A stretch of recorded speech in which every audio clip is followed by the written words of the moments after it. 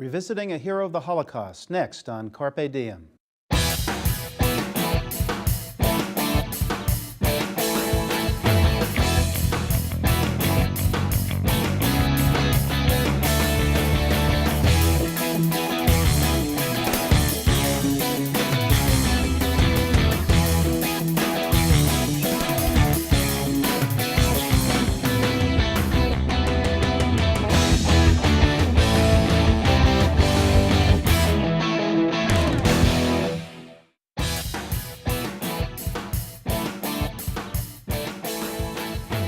Hello and welcome to Carpe Diem. I'm Marc Rosenweig, Associate Professor in the School of Communication and Media at Montclair State University.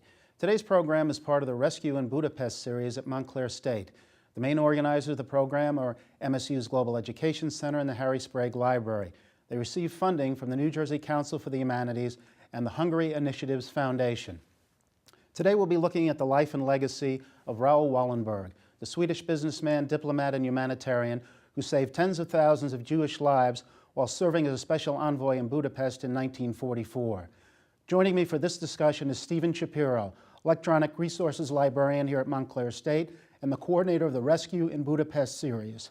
Steven, welcome. Oh, thanks for having me on your show, Mark. I appreciate it. Well, this is an important topic we're going to discuss today, and you've worked tirelessly, really, for the last year on this Rescue in Budapest series, and we want to talk about it. But first, tell us specifically about Raoul Wallenberg, what he did in Budapest in 1944. It deserves a place in history 70 years later. Well, when we discuss the Holocaust, we always sort of focus, and rightly so, we talk about the victims and the loss of life, and of course, over 6 million Jews died in the Holocaust. And we need to remember that. And in the Jewish community, we always talk about remember, zachor, remember. And yes, every year, that's why we have Yom HaShoach, and we have programming to remember all these things that happened. And there have been Steven Spielberg and others have done interviews, taken testimony from Holocaust survivors, so that there's documentation and history lives on in these important issues, right?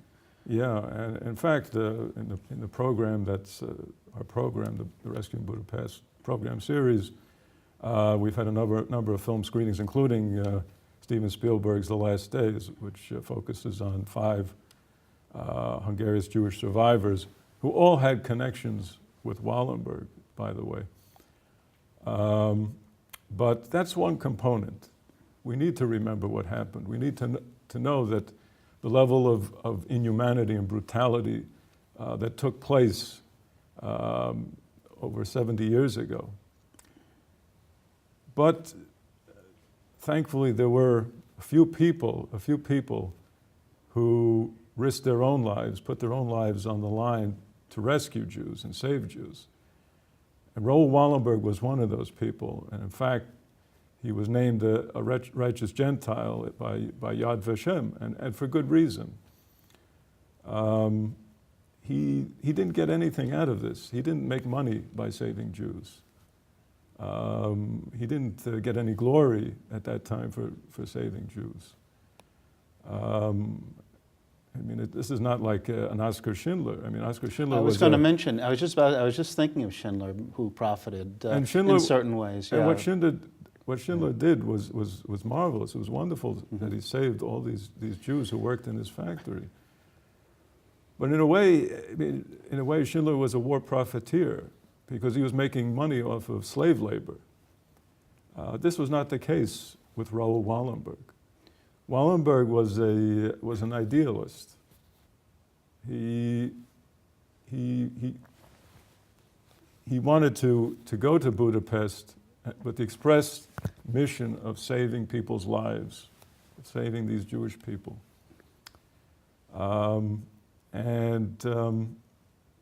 He grew up in a family. He had rather unique circumstances.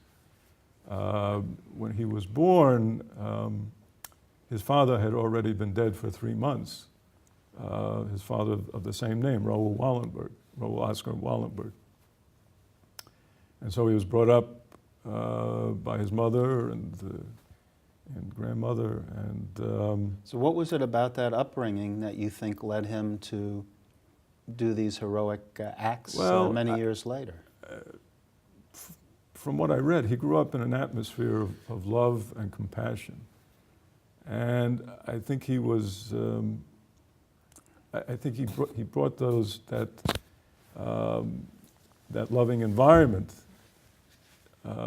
made him a compassionate person. And he reached out to help people. But that wasn't the only factor, I think, that contributed to it. He early on, he went to college, the University of Michigan in Ann Arbor. Right, I read that he studied architecture. And graduated in architecture. Yeah. And was like one of the top students there. He got awards for his studies. And I think his grandfather, Gustav, was trying to encourage him to be an independent spirit. And I think that was the other component. He was willing to go against the grain. He wasn't trying to fit into a mold. He wasn't trying to fit into a mold. And this was something that you could see throughout his formative years.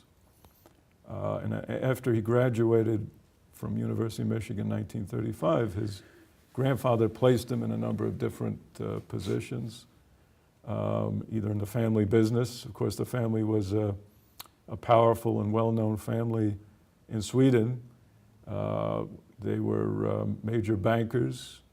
Affluent, right? Very wealthy very family. Wealthy right? family, Not, very wealthy, influential family.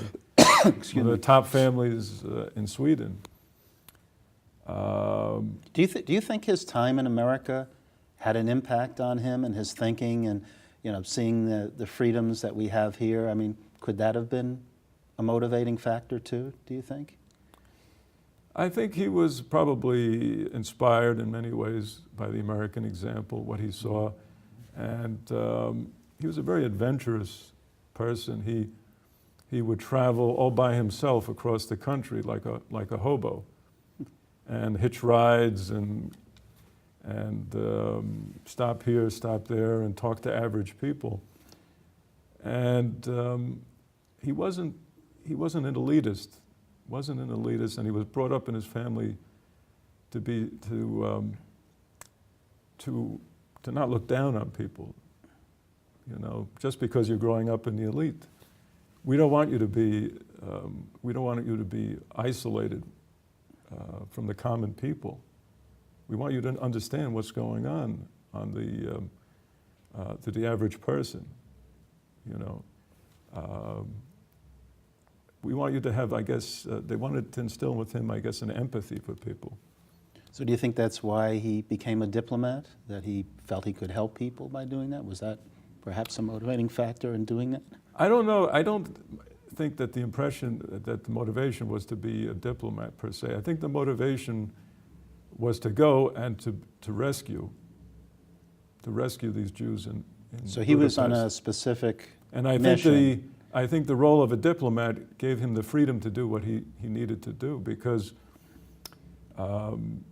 it was the War Refugee Board that Roosevelt had created in early 1944 that reached out to Wallenberg.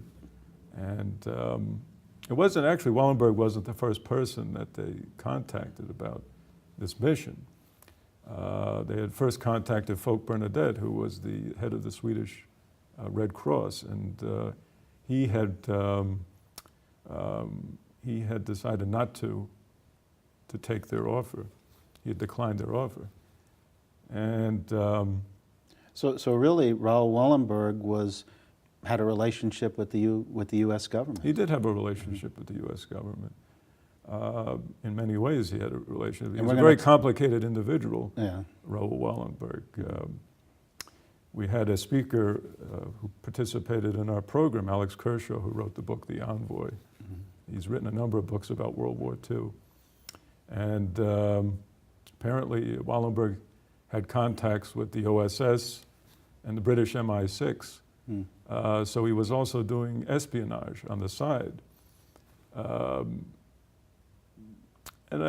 in a way, it's not surprising because he was a very adventurous sort of individual.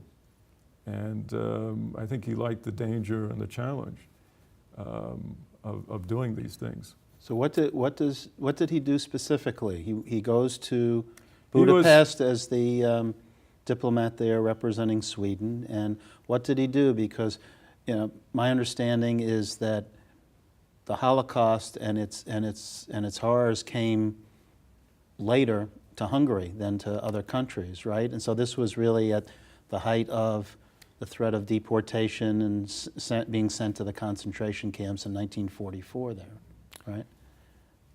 Hungary was a very unusual situation because Hungary was an ally of the Germans, the Nazis. And for many years, the Jews of Hungary were spared the fate of their brethren in Poland and in Germany and in other countries in Europe. And I think many Jews in Hungary believed that they would avoid the fate of other Jews. Even though many people at that time actually knew what was happening, because this was right after the Auschwitz protocols. There were 2 Jews who escaped Auschwitz. One of them's last name was Verba, I forget the other one's last name. And these 2 Jews had escaped Auschwitz, and they made their way to Czechoslovakia. And they recounted what happened to them in Warsaw, and they wrote down their accounts and detailed what was going on about the killing factories in Auschwitz. And a lot of this news filtered to the leadership, the Jewish leadership, community leadership in Hungary. And so people knew what was going on in Auschwitz. They knew what was going on in the concentration camps. They had warning. The problem is that many of the leadership did not let on to the community at large what was going on. So even though they knew what was happening, not everybody, the average people didn't. So Wallenberg obviously had this information and felt that he should facilitate the departure of as many Jews as possible, right, through Swedish passports and other means? Is that basically what happened? He knew what was happening. I'm sure he was briefed by the War Refugee Board and the Americans. He knew he had to act. He knew he had to do something and act quickly, because at that time, when he had arrived, most of the Jews had already been deported to Auschwitz. Over 437,000 Jews have been deported. The only Jews left in the country, by and large, were the Jews of Budapest. There were about 230,000 Jews in Budapest. And so Wallenberg went to work right away. He helped to redesign what they called the Schutzpasses. These were like the papers that protected the Jews that carried these papers. They sort of gave them the protection of the Swedish crown, the Swedish government.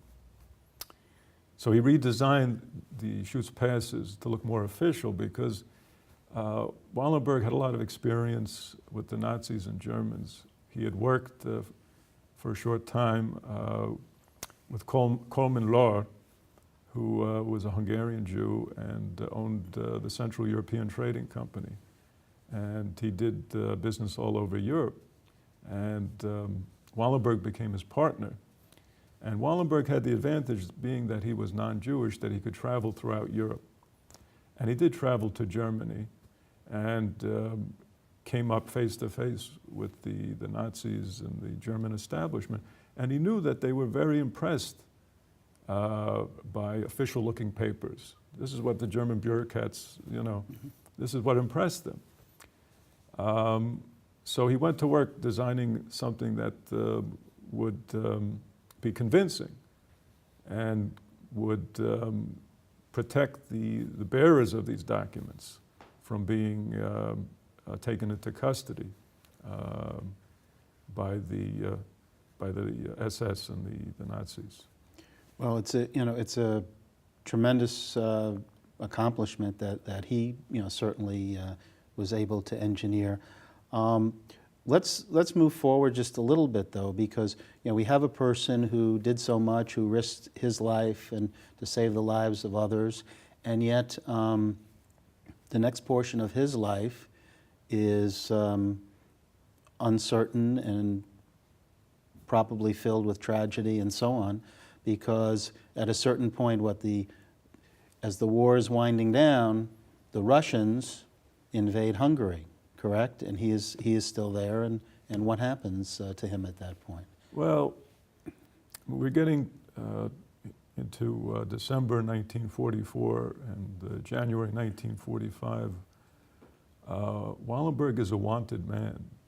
He can't appear in public because as soon as he appears in public, he'll be arrested by the Nazis, by the SS or the Arrow Cross.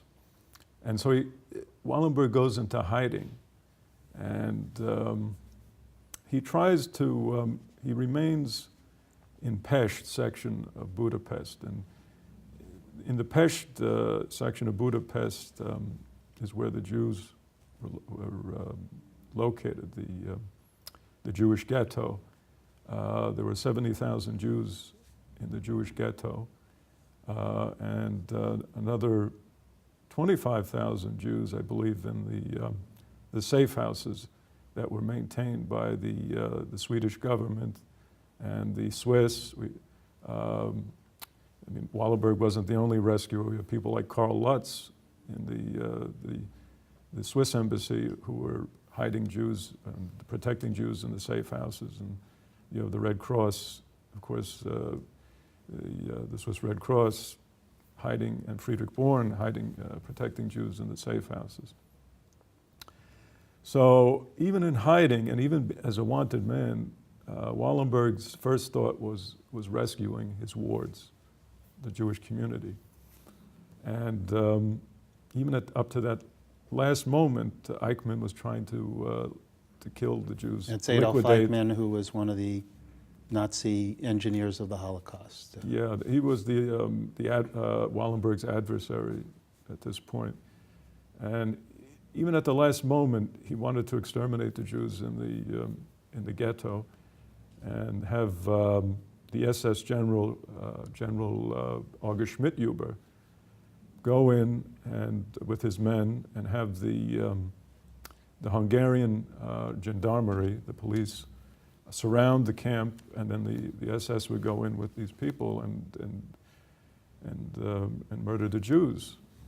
And what Wallenberg did, he utilized contacts in the Arrow Cross government. There was a high-ranking police official named Paul Zaloy, and he used him as an intermediary to approach Schmidt-Huber. And basically his message was very pointed. He told them, he says, if you touch the ghetto, he says, you will be tried as a war criminal.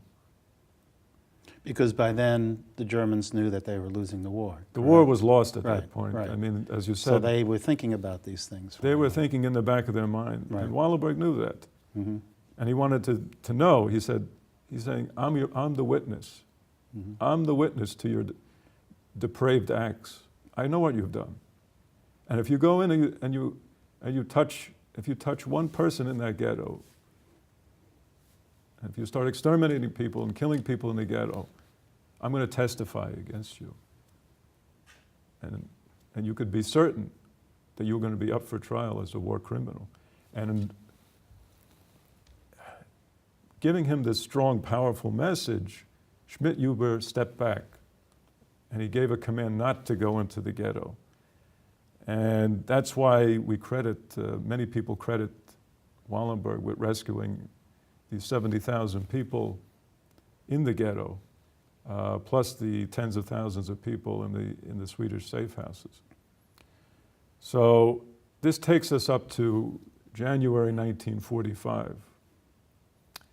And at that point, the Russians have Budapest under siege and are ready to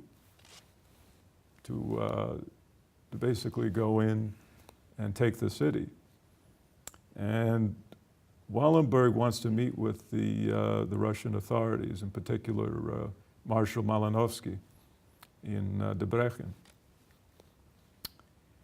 And he arranges a meeting, and so he's going to drive I think it's 150 miles from Budapest to Debrecen with his driver, Vilmos Langfelder.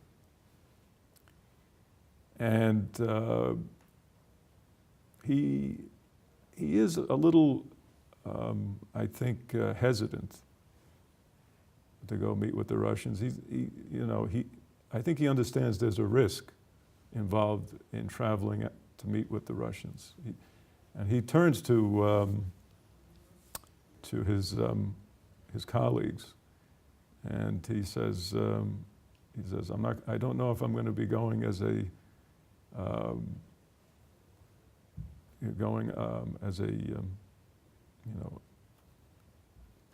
to negotiate with the Russians, as representative, or if I'm going to be their prisoner. So he really felt that the Russians weren't going to necessarily receive him warmly. Why do you think that was? Why was he uncertain that they would be helpful to him and not imprison him, do you think? Well, I think that he was full aware of the dangers of working with the Russians. Now, doesn't most of it come down to the fact that he felt that they would view him perhaps as an American or British spy, and that they would not be trusting of him? And that's one possibility. Yeah. He probably figured that they would be a little, that they may not, that they may feel that he's too close, his connections to the Americans, and that maybe he is doing espionage on the side or something like this. And to kind of fast forward, his fears were correct, because they seize him and he basically disappears, right? They take him, the Russians take him into custody, and he was escorted to Moscow by the NKVD, which ultimately became the KGB. And he was taken to Lubyanka prison in Moscow. And at that point, it's unclear what happened to him. Years later, the Soviet foreign minister, at that point he was deputy foreign minister, Andrei Gromyko, had passed along a note that he had indicating that Wallenberg had died in 1947 in Lubyanka prison from a heart attack. And most people took that with a grain of salt. I think most people were, I think, felt that really wasn't accurate, the story that they were providing. And for decades, there have been others who have tried to confirm the truth, and they have been unsuccessful. So to this day, we're uncertain as to Raoul Wallenberg's fate and when he died and under what circumstances and so on, correct? It still remains a mystery, and I believe that there was a joint commission, I think it was a Russian-Swedish commission to look into this. Mm-hmm. And the commission was divided. Of course, the Russians keep claiming that he died in prison in 1947. But there's still some strong doubts here in the West what actually happened to Raoul Wallenberg. There was a number of eyewitness accounts of people who claimed that they shared a prison cell with Wallenberg, and I believe this was up into the 1980s. Mm-hmm. Mm-hmm. So there's really no finality to this case. We don't know for sure what actually happened, what was his fate. But at least we know of his acts of courage and what he did to rescue many people, and so that part of the story we're pretty sure about, and it's something that you and others are preserving, which is significant. In the time we have remaining, just give us a little snapshot of all the things that you and your colleagues have done here at Montclair State in the past year or so to really highlight the rescue in Budapest and other people that were involved. You've had lectures, you've had art displays and so on. Give us a quick snapshot of that, if you will. I've had the privilege of this past year to work with Marina Cunningham, the Executive Director of Global Education Center, and her Assistant Director, Wendy Gilbert-Simon.